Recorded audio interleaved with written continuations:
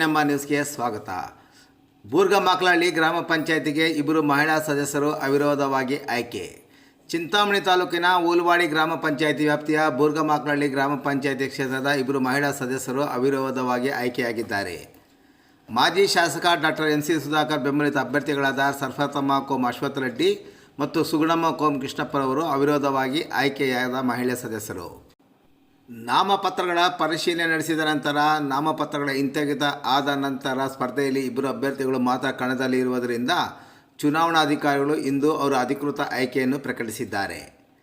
ಅವಿರೋಧ ಆಯ್ಕೆಯಾದ ಅಭ್ಯರ್ಥಿಗಳು ಮತ್ತು ಅವರ ಬೆಂಬಲಿಗರು ಇಂದು ಮಧ್ಯಾಹ್ನ ಮಾಜಿ ಶಾಸಕ ಡಾಕ್ಟರ್ ಎಂ ಸಿ ಸುಧಾಕರ್ ಅವರ ಮಾಳಪ್ಪಲ್ಲಿ ನಿವಾಸಕ್ಕೆ ಭೇಟಿ ನೀಡಿ ಸಿಹಿ ಹಂಚಿದರು.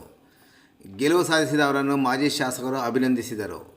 ಈ ಸಂದರ್ಭದಲ್ಲಿ ಬೂರ್ಗಮಾಕ್ಲಹಳ್ಳಿಯ ಮಂಜುನಾಥ್ ರೆಡ್ಡಿ, ಅಶ್ವಥ್ ರೆಡ್ಡಿ, ಹರೀಶ್ ಕುಮಾರ್, ಕೃಷ್ಣಪ್ಪ, ಸೀತಾರಾಮರಾಜು, ಅಶೋಕ್, ವೆಂಕಟೇಶ್, ವೆಂಕಟರೆಡ್ಡಿ ಸೇರಿದಂತೆ ಹಲವಾರು ಮಂದಿ ಉಪಸ್ಥಿತರಿದ್ದರು.